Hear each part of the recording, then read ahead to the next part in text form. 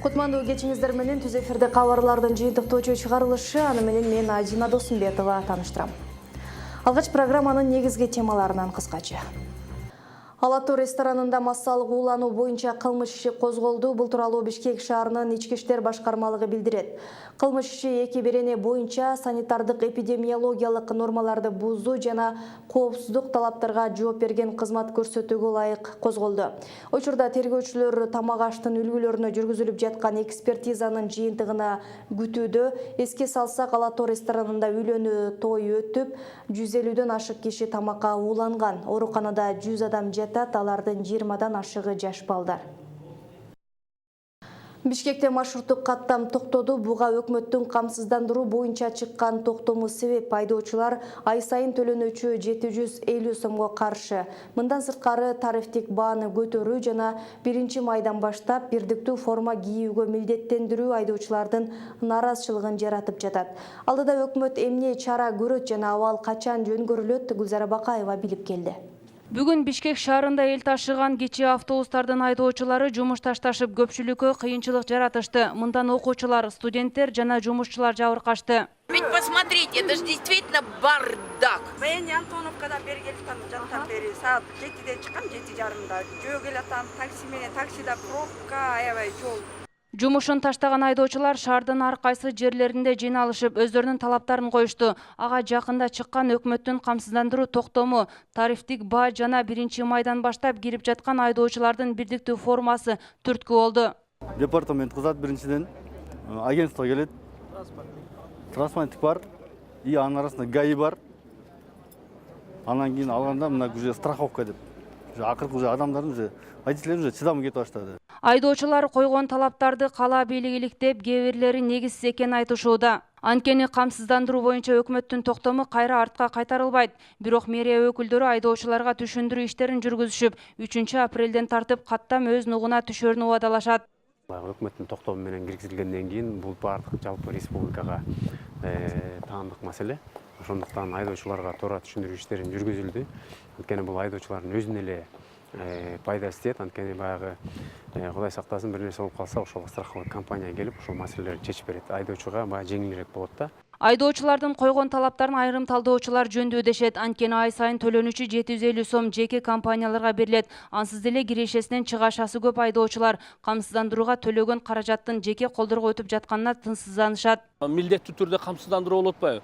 Бирок менчик компанияларга бергени мен кээ бирлери менен туура эмес деп деле колдойм. Себеби булар эгерде мындай практикалар болгондо, эгер алып туруп качып кетип кала турган болсо, аларды кайдан табасың? Ким билет? Эгерде мамлекет көзөмөлгө алып өзү ала турган болсо, анда бир мамлекеттен сурасаң дагы жөөндүрүп алсаң да болот да. Наразы тарап жол кирени 10 сомдон 15 сомго көтөрүү талабын да коюшууда. Эгер көйгөйлөрү чечилбесе, иш таштоо белгисиз мөөнөткө чейин уланышы мүмкүн. Бирок кала бийлигинин ырасташынча, коюлган талаптардын басымдуу бөлүгү өзгөрүүсүз калат. Гүлзара Бакаева, Рустам Алымбаев, Ынтымак, Бишкек шаары.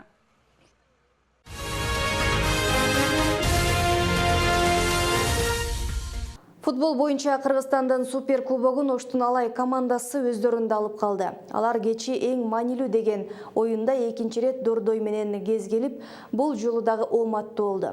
Алай пенальти сериясында Дордойду 6-4 эсебинде жеңген. Кыргызстанда эң мыкты делген эки команданын оюнун жеринен көрүп келген кесиптешим Кабылбек Көчкөнбай уулу кененирээк айтып берет. Футбол көрмандарынын көптөн күткөн Супер кубок оюну 1-апрелде Курманбек стадионунда орун алды. Баш байгени бул жолу да Ош менен Бишкектин командалары талашты. Калыстын ышкырыгы жаңырып беттеш башталары менен оюн жогорку деңгээлде башталды жана 20-мүнөткө келгенде эсеп ачылды. Ал голду Дордой оюнчусу Ислам Шамшиев киргизип, команданы алдыга алып чыкты. Оштуктар болсо аларга голдон 7 мүнөт өтпөй жооптук голду киргизип, эсепти теңеп койду. Андан кийин башка гол жаралбай командалар 15 мүнөттүк тыныгууга 1-1 эсебинде чыгып кетти.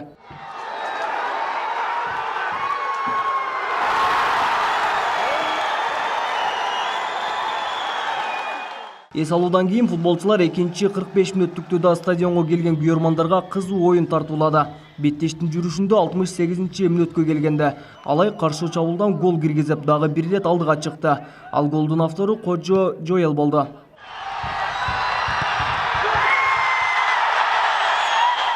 Экинчи ирет оштуктарды алдыга чыгарып жиберген Дордой андан ары бир канча чабуулдарды жасап, акырында беттеш бүтөрүнө 5 мүнөт калганда Авазбек Өткеевдин голунан кийин эсепти теңеп кетти. Ошентип негизги убакытта жеңүүчү аныкталбай, калыстар тарабынан 15 мүнөттүк 2 тайм кошумча убакыт берилди. Анда да командалардын күчү бирдей болгондугу үчүн жеңүүчү пенальтилер сериясында аныкталды.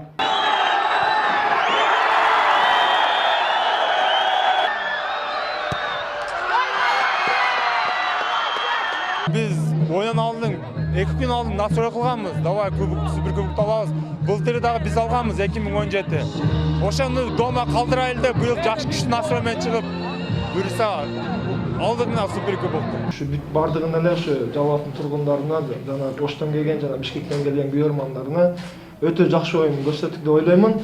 Өзүңүздөр билмекчи, эми ушул пенальтилер сериясында şu утуп алып, şu кубокту кайта өзүбүздө алып калганы насип этти. 11 метрлик топ тебүүдө оштуктардан бир гана оюнчусу каталыкка жол койсо, Дордой футболчуларынын экөөсү гол киргизе алган жок. Ошентип алай экинчи жылы катары менен Кыргызстан Суперкубок оюнунда Дордойду утуп алды.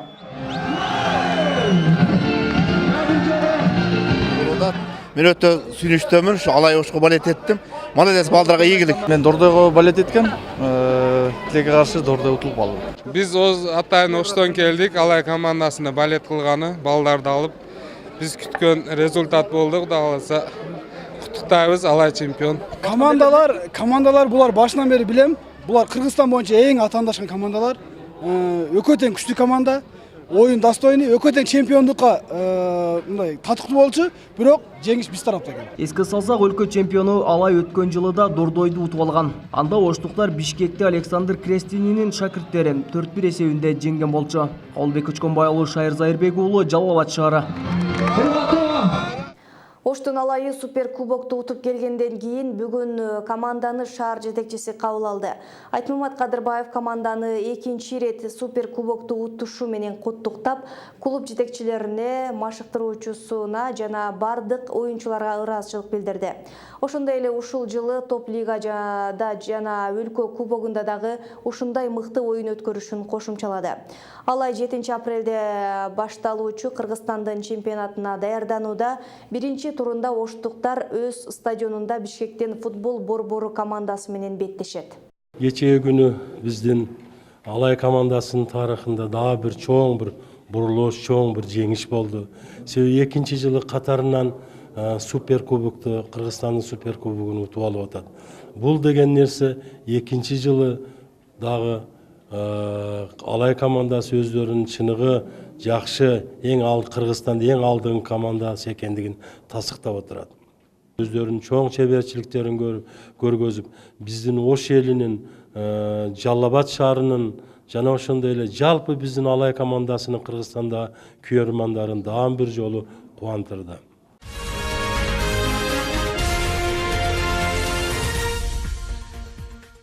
Ошто прокурорлор менен тергөөчүлөр коррупцияда айыпталып жатат. Мындай кинени кылмышка шектөөлөрдүн жакындары коюшту. Айтымдарында доогер эки тарапка пара берип, ишти созултуруп келүүдө.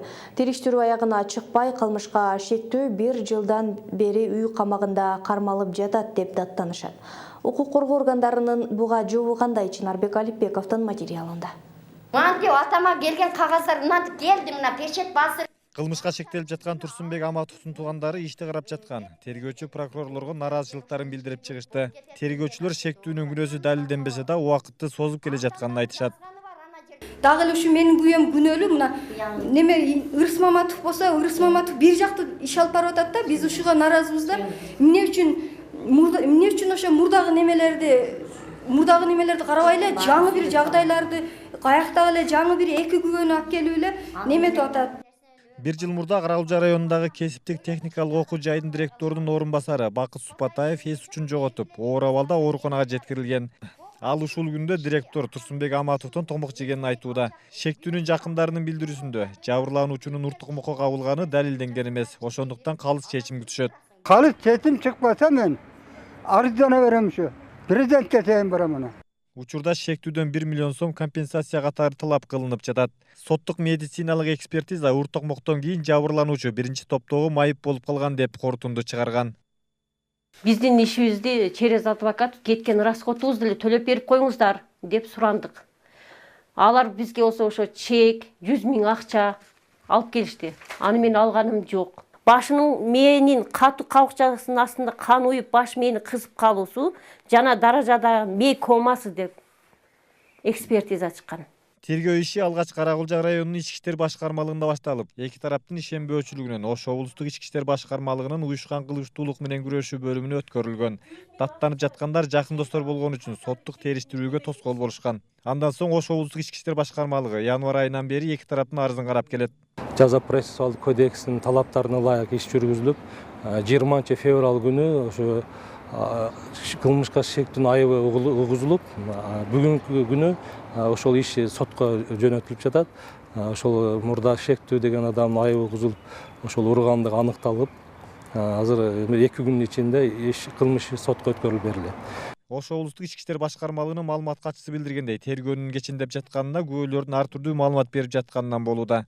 Тергөөчүлөр ишти кароодо жалгыз эле бир тараптуу чечим чыгара албайт. Ал жерде тиешелүү органдардын адамдары, актоочулар бар экенин, ошолор менен биргеликте тергөө калыс каралып жатканын билдирди. Чынарбек Алифбеков, Арген Калыбек уулу, Ынтымак. 11 жылдык окутууга каршы чыккан медик студенттер өлкө жетекчилерине чейин кайрыла башташты.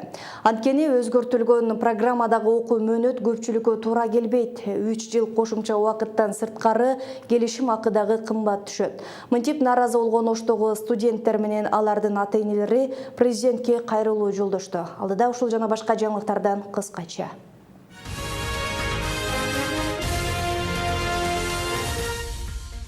Ош мунун медициналык окуу жайынын дарылоо иши адестигинин студенттери ата-энелери менен маалымат жыйын курушту. Алар окуу мөөнөтү 3 жылга узартылып жатканына нааразы.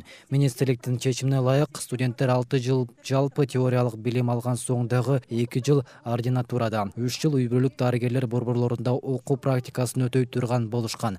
Ошондо окуу мөөнөтү мурда 8 жыл болуп келсе, эми 11 жылга узарган. Нааразы тараптын айтымында, эгер үй бүлөлүк дарыгерлер керек болуп жатса, тиешелүү тарап атайын адистик ачып, башка адистиктерди мурдагы окуу программасы менен калтырууну талап кылышты. Биздин каалашыбыз ошо биздин эле балдарды ошол мурдагы кандай тапшырса, 6 жыл окуп, 2 жыл ординатура менен калтырса, ошол гана ыраазыбыз.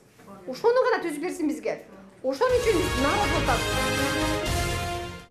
Ошто аутизм жөнүндө маалымат тартуунун 1 айлыгы башталды. Буга карата 2 апрелде ачык эшик күнү уюштурулуп жатат. Иш-чараны Ава Мама плюс аутист балдарды колдоо борбору жана Смайл Чекет KG коомдук фонду Ош мэриясынын колдоосу менен өткөрдү. Уюштуруучулардын билдиришинче, бүгүн аутист балдарды колдоо максатында жүрүш болуп, аягында кинотеатрда Мухит бейиши деп аталган тасма көрсөтүлдү. Иш-чаранын максаты өзгөчө балдардын жашоосун жакшыртуу. Ош шаарынын тургундарына аутизм тууралуу кенен маалымат берүү болуп саналат. Эске салсак, 2 апрель аутизм жөнүндө маалымат таратуунун эл аралык күнү. Аутизм диагнозу коюлган балдарга 3-чү топтогу майыптык берилет. Кыргызстанда бул оору менен жабыркаган балдардын так саны тууралуу маалымат жок. Азырынча дүйнөлүк медицина аутизмдин пайда болуу себептерин аныктай элек. 10 детей с аутизмом получают образование. Аутизм менен жабыркаган 10 бала Оштогу адистештирилген мектепте окуп жатышат. Аларды бала бакчага жана мектептерге да кабыл алышпайт. Алар үйүндө ата-энеси менен олтурушкандыктан эмне кылышты билбей зеригишет. Себеби аларга эч кандай жардам да берилбейт. Биз аларга медициналык, психологиялык жактан жардам беришибиз керек.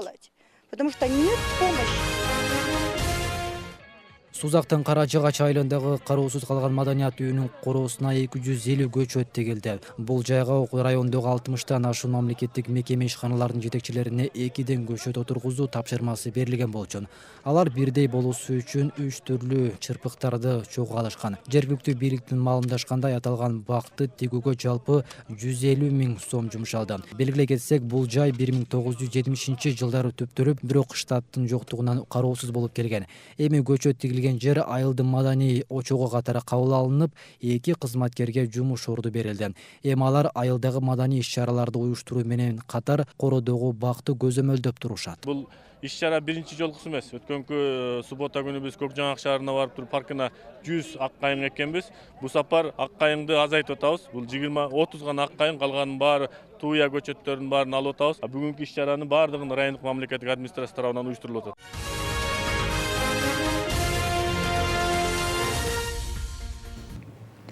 Кулактандыруу эртең 3 апрелде Кыргызстандын айрым теле берүүлөрү убактылуу өчүрүлөт. Пландык профилактикага байланыштуу санариптик берүүдөгү социалдык пакетте жайгашкан телеканалдар таңкы саат 8-ден 16:00 чейин көрсөтүлбөйт.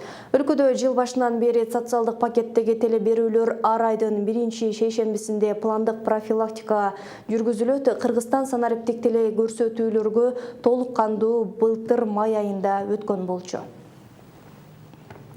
Ошто биринчи ирет Кыргызстандын 7 облусунан чогулган жаштар кайрымдуулук иштерин өткөрүштү. Ыктыярдуу жаштардан куралган топ карылар жана балдар үйлөрүнөн кабар алышканы келишкен. Мындай максат үй бүлө мэри менен өксүк калгандарга колдоо көрсөтүп, маанайларын көтөрүү. Жаштар уюштурган самалыкка кесиптешим күбө болуп келди. Өлкө аймагынан чогулган жаштар Оштогу иш-чараларын кайрымдуулукка арнаган. Алгаш шаардагы Алтын Уя балдар үйүнөн кабар алышып, андагы көйгөйлүү маселелер менен таанышып чыгышты. Ушундай балдарга бир ушундай дошкольный бала бакчасындагы ушул жерге пландаштырсак болот да. Анткени могу помещение частный.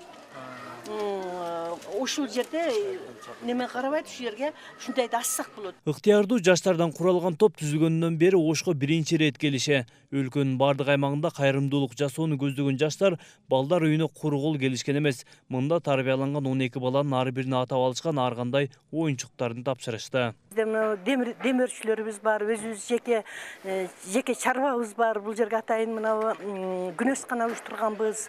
Өзүбүздүн бактарактарыбыз бар. Ушу балдар өздөрүбүз уюшулуп, ушу кышка, жайкыга тамак ашын өзүбүз камсыз кылабыз. Андан сырткары албетте мамлекеттин бөлүп берген акчасы ошолордун арасында бизге дагы мындай жөлөк болот, жакшы. Жаштардын бул жолку иш-чарасында Ош шаарындагы Боорукердик үйүнөн кабар алууда пландалган. Мамлекеттин кароосуна алынган 30 карыя менен 30 жаш балдарга сый тамак уюштурулуп, концерттик программа тартууланды. Бул жерде эч кандай саясий жок. Бул жерде бир гана кайрымдуулук иштер.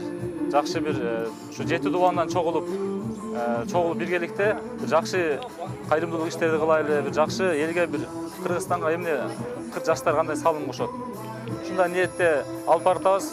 Бунун биринчи башталышы 5-6 январда Бишкек шаарында болгон. Өнүктүрүү боюнча маселеге токтоло кетсем. Күндүн экинчи жарымында жаштар канткенде өлкөгө салым кошо алабыз деген темада талкуу уюштурушту. Анда 7 облустан келген жаштар өз ойлорун ортого салып, сунуштар айтылды. Региондорду өнүктүрүү жылынын алкагында региондорубуздун социалдык, экономикалык жактан туруктуу өнүгүүсүнө мамлекетибиздин алдыңкы өнүккөн өлкөлөрүнүн катарына кошуу аракетин бир гана мамлекет жүргүзбөстөн, жалпы баарыбыз коом менен биргеликте колубуздан келген жардамыбызды көрсөтүшүбүз абзел. Жыл башында түзүлгөн Кыргызстан жаштар биримдиги мындай иш-чараларын өлкөнүн бардык аймактарында уюштурууну пландап коюшкан. Бир гана кайрымдуулук иш-чарасы менен чектелбестен көчөт отургузуу жана ишембилик өңдүү иштерди да колго алышууда. Марат Акынбек уулу, Нурсултан Абдикерим уулу, Ынтымак. Ушул жана башка маалыматтарды Ынтымактын сайтынан дагы окусаңыздар болот. Өлкөдөгү жана дүйнөдөгү жаңылыктар, түрдүү окуялар, ошондой эле мультимедиалык материалдар Ынтымак ЧК сайтында.